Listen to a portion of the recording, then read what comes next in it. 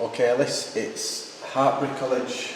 It's a Bucks Big Wednesday 2019 Men's Championship Final, and I want you to observe and evaluate the left centre back, who's red player 5. It's that player there. Well, it's red 5. And it's 10 minutes from when the game kicks off. 10 minutes of footage.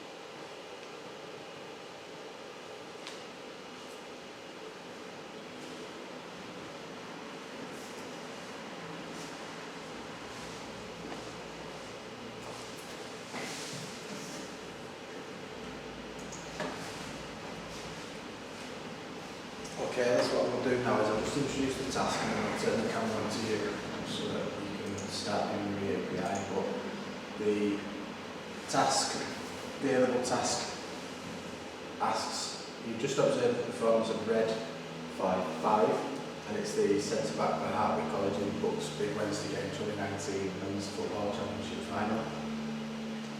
For the EAPI task, we'd like to analyse and evaluate and comment on the quality and range of the acquired and developed skills being performed, the appropriateness and level of success of these skills and tactics, the understanding and awareness shown by that player, the use of physical attributes and fitness used during this performance, and how all of those contribute to the overall effectiveness and success of the performance.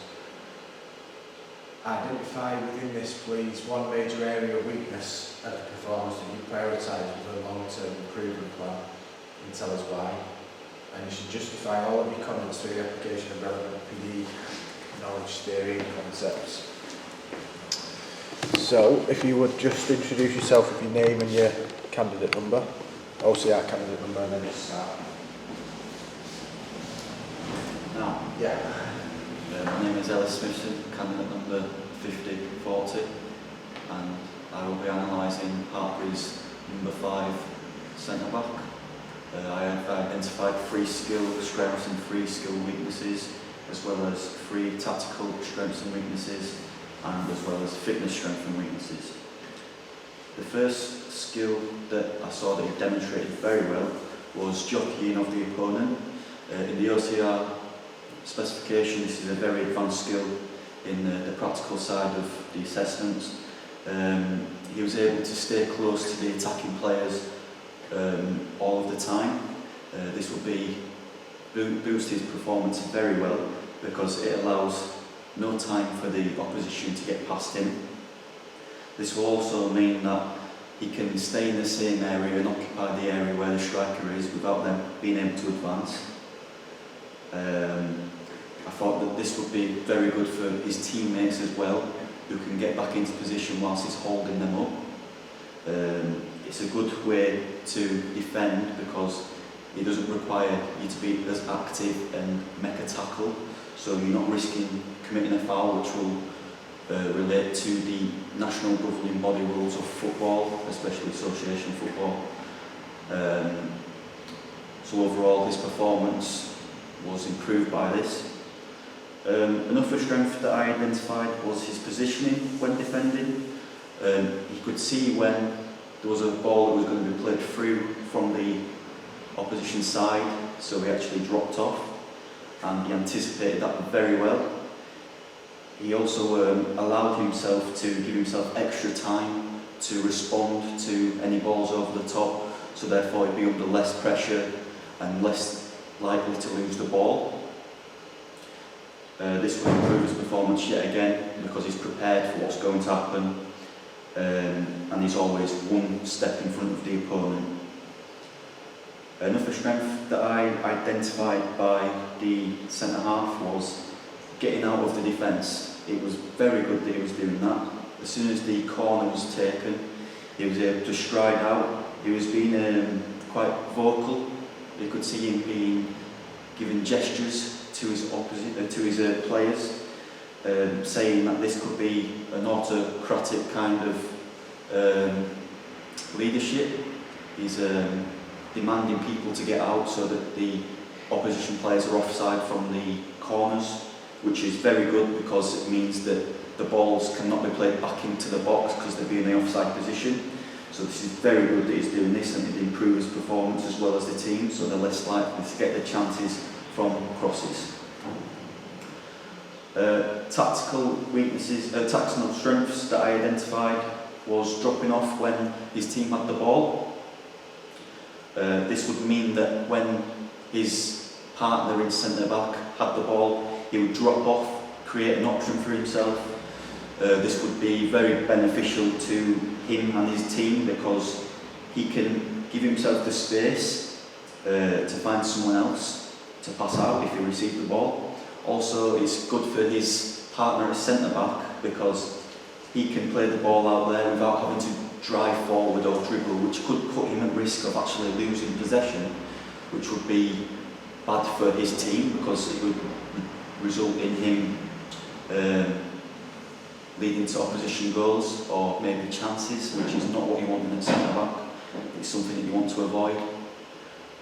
Another one was spreading wide, so this would also split the striker, so the striker will be pretty much in no man's land if there's too much of a gap between the centre-back.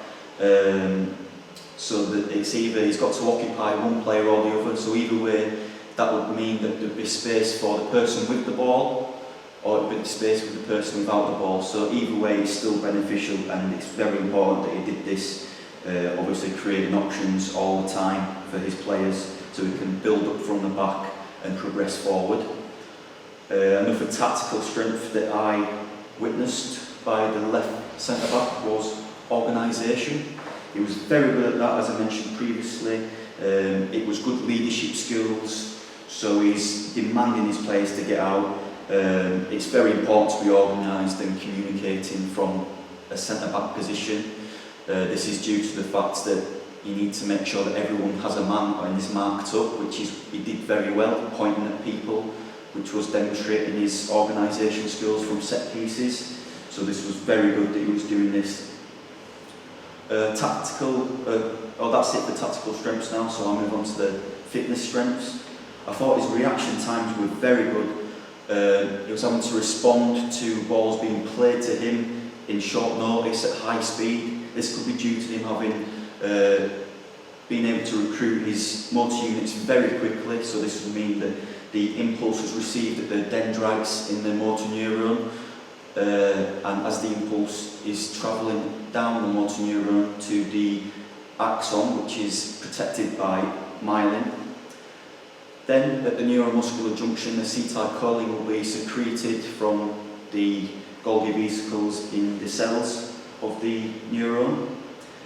This will cause depolarization at the muscle fibers, so therefore you can react a lot quicker and recruit muscles in a quick space of time to react to this. Therefore he was so quick at making sure that he didn't make a mistake when clearing the ball. He demonstrated good speed as well, so this would relate to Newton's third law of Newton's second law, so where he accelerates out, so he's applying a quicker force because obviously mass is always constant of the player. So the higher the force applied, the quicker the acceleration.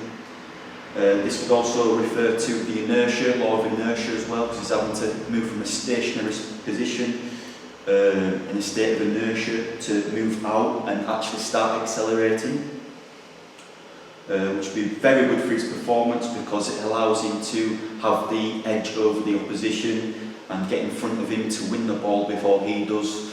This would improve his performance because he's limiting the chances that the opposition striker has, essentially, which is what you need to do at centre-back because you are defending your goal. So overall speed was very good that I saw. Strength was another one from centre-back. He was able to use his body well, his mass as well. Strong base of support when shielding the ball or when going to a opposition player to win back possession. He's had a wide base of support, multiple points of contact with his legs on the ground, and also his equipment that he had would help him with this. We have him studs on the ground. Obviously the roughness of the grass would help as well with that to reduce friction and not slipping. So it's very good that he was able to maintain a strong position when going into the opposition. So this would improve his performance a lot because he's giving himself a higher likelihood of winning the ball back, which is the main important part of being a centre-half. So there was the strengths that I identified overall. So we move on to the weaknesses. A weakness that I identified was his passing. I noticed that a few times he might have passed the ball into nobody, so he's passing to the opposition. This was done by, he was flexing his leg to initiate the movement of passing, so this would result in his hamstring being contracted at the start, his bicep femoris as well. This would cause his leg to move forward as he extended and play a pass out wide, but in fact his passes weren't very accurate, so it proved that he maybe lacked the coordination. This would be bad for his performance because it would give possession away. It gives the chance for the opposition to be on the attack after losing the ball. So it's not very good that he was doing this, and it'd be decreasing his performance essentially. Composure was another skill which I thought that he lacked. This could be due to arousal levels, with it being a final, so you may have a bit of nerves. So the drive theory suggests, no, the catastrophe theory suggests that if a person gets too over arousal to a certain point, their performance may decrease, they may choke, and end up making bad mistakes throughout the game. The catastrophe theory also states that he can rejoin his past level of arousal and get back to a high level of performance. But however, in this part that I watched, I thought that he did lack the composure of finding the correct pass in some cases. So it decreases performance. Yet again, as mentioned before, the passing, he may give the ball to opposition players. Another strength that I identified as a weakness was his heading, in fact. With being a centre-back, you need to be very good and accurate with your heading. If you're not accurate with your heading, or if you don't head at all, it may cause you to miss it, and it would actually result in the player on the opposition side being able to latch onto your mistake. I saw that one time he had a free header, he was unoccupied by any of the opposition, and he actually did it out for a corner when he could have cleared it essentially, which is decreasing the chance of them having an opportunity. You'd much rather clear the ball than have a corner, which would risk you of conceding. So overall this would have decreased his performance because of this,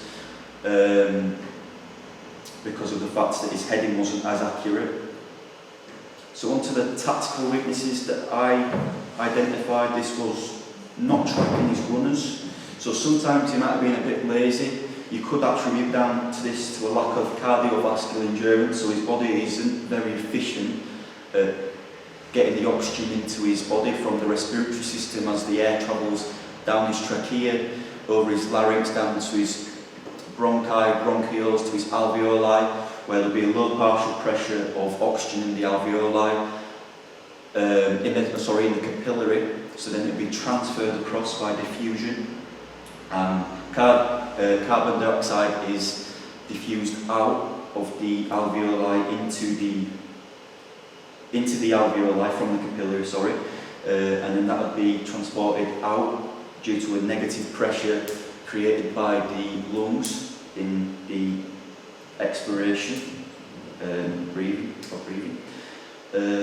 Not tracking runners is very important to his game, because if you're not tracking the runners, the striker is essentially free on goal, especially at the centre-back, because you are the last line of defence other than the goalkeeper. So it is important to always track your runners and make sure that they have no time at all on the ball. I noticed the lack of movement as well, which is another tactical weakness. So this would mean that he's not making himself as much of an option for his partner sometimes. This would mean that his partner at centre-back may look for his movement, but if he's not moving, there's no option on. So therefore, he's at risk of losing the ball for spending too much time for looking for his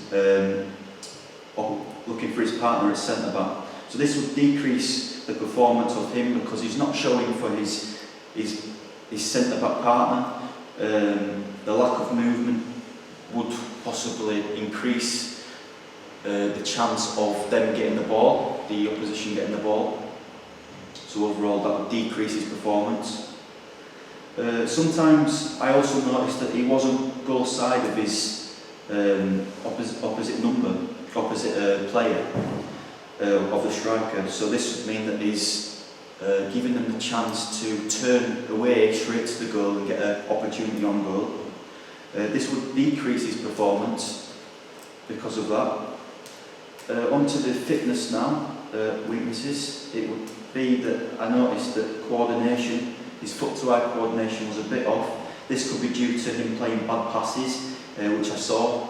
His back passes would mean that his foot wasn't coordinated to his eye, so he wasn't actually hitting the ball where he thought he was. So as the ball is travelling as a projectile, the height and angle and speed of release might have been a bit off due to this. Therefore, it's not reaching his intended destination of the ball. Another one that I noticed was power as well, which I'll be going on to improve, because from the power I noticed that he was being held up by the striker one time. This would mean that the striker is able to turn away from the defender and hold him off, which is not what you really want from a defender at the time. You want your defender to be able to get a strong tackle in there and be very strong and be powerful. A final fitness weakness that I identified was balance. I noticed that his balance was sometimes a bit off in the same situation with the power, where he was being held off by the striker. This means that he was not having a good base of support. He was being knocked off of his centre of mass, therefore he was not being able to get a tackle in or anything like that. So on to the development. Just before you do this, I'll just point out the points that need to be included. So the final task is to create a long-term development plan, including aims and objectives for the plan, the timescale for the plan, why it's appropriate to spend this length of time improving this one area that you'll identify. So the justification as to why you would spend that length of time prioritising that weakness. And then detailing through progressive practices, coaching points, the frequency, duration and focus of the sessions. Also include a measurement, how you're going to tell us that it will improve or not, how it can be measured, and the adaptation. So if you developed quicker or slower than you anticipated or you previously expected, what you would do to change the speed or the rate of the sessions that you use. So the attribute that I want to improve was his fitness. The main part of his fitness was the power that he displayed. The way I'd be doing this would be over a 9-week training plan. 1 to 3 weeks would be the first stage, 4 to 6 weeks would be the second, and 7 to 9 in the last stage. I'll be referring to SMART principles of target setting, also sport as well, and the FIT principles as well. The way in which I would find his baseline power would be through the vertical jump test. It's a very transferable skill in football because you have to vertically jump to head the ball. So at the start, I'd have him do this, take the result. It's very good because it provides us with a measurement which you can compare very good. Also, the vertical jump, like I said before, is a skill in football, so it's focusing on the muscle groups that we're wanting, which is the main part. I'll be using plyometric training, weight training and circuit training. Plyometrics is the use of leaping, bounding and jumping exercises. This sort of desensitizes the stretch reflex mechanism, so therefore the tendons and ligaments can go further and then recoil to produce a bigger force of contraction. He can jump higher, therefore he can win the headers, which will also improve another skill that I identified as a weakness. So at the start, I'd probably change his diet to have more protein to develop more muscle fibres, specifically type 2B, because it's a high force of contraction in a short period of time. It'd be a high density of mitochondria in these muscles, so you want him to have more density of mitochondria in these muscles. Start off with probably 55% protein, 30% carbs and 15% fats. I'd start off with him doing his maximum rep for his leg press, so I'd try and find his baseline maximum reps and then do 60% at the start of the 1 to 3 week training plan. I'd do 10 reps of this. This would increase his muscular strength throughout, so he can generate more power and increase the force of contraction. The plyometric training with the leaping bounding, I'd have him doing many different circuit exercises that include this, so from jumping from point A to B, maximum strength from that. It would improve him being able to jump higher, as I mentioned. The circuit training would also focus on lunges and squats as well from the plyometrics. So that is wanting to improve his overall jumping ability, which is a component of heading, therefore improve his heading. Onto the 4 to 6 weeks where we will progress the plan. So that this time we go to 70% maximum of his reps, and we'll do this 10 times and 3 sets, 10 reps with 3 sets. This is again would promote adaptations to occur with capillarization of the muscles, therefore more blood can get into the muscles with more oxygen, so the mitochondria can use this in respiration in the ATP-PC system as well for the fast and anaerobic components. The plyometric training will also be progressed. I'll try to overload this as well, so maybe do 3 sets and 20-minute sessions as well. This will again increase adaptations. It's also specific to the legs as well, because you're doing the exercises which are leg squats, lunges, jumps, which focus on this part of the body. The intensity will also increase in the plyometric training. I'd make sure that he's hydrated throughout this, because it's such a high intensity, it could produce cardiovascular drift, which is due to the lack of hydration. So it's important that he can be hydrated throughout the sessions. Finally, for the 7 to 9 week part, this is where the most adaptation would have occurred, because it's for a longer period of time for this to allow it to happen. It would be 75% maximum rep of his maximum rep, which would also show how we've overloaded and progressed his training to promote more adaptations, and then this would improve his performance overall, because you're making him more powerful as a player. You're not making him stronger, you're just making him, allow him to be more explosive. So it would also improve his speed, but more precisely looking at the heading for this component. We'd do also the circuit training again for 3 times a week compared to 2 times a week, which would again progressing and overloading, as well as the plyometric training embedded into this as well to improve the adaptations that occur. Overall, this will improve his performance, I believe, as this is one of his weaknesses that I identified. I believe that it will improve his performance because as a centre-back you need to be strong, you need to be winning the tackles as well as winning the balls in the air, and therefore being very powerful allows you to contract your legs in a quick enough manner, in a powerful, explosive sort of style to win the ball from the headers. Good stuff. Is there anything else you want to add? No.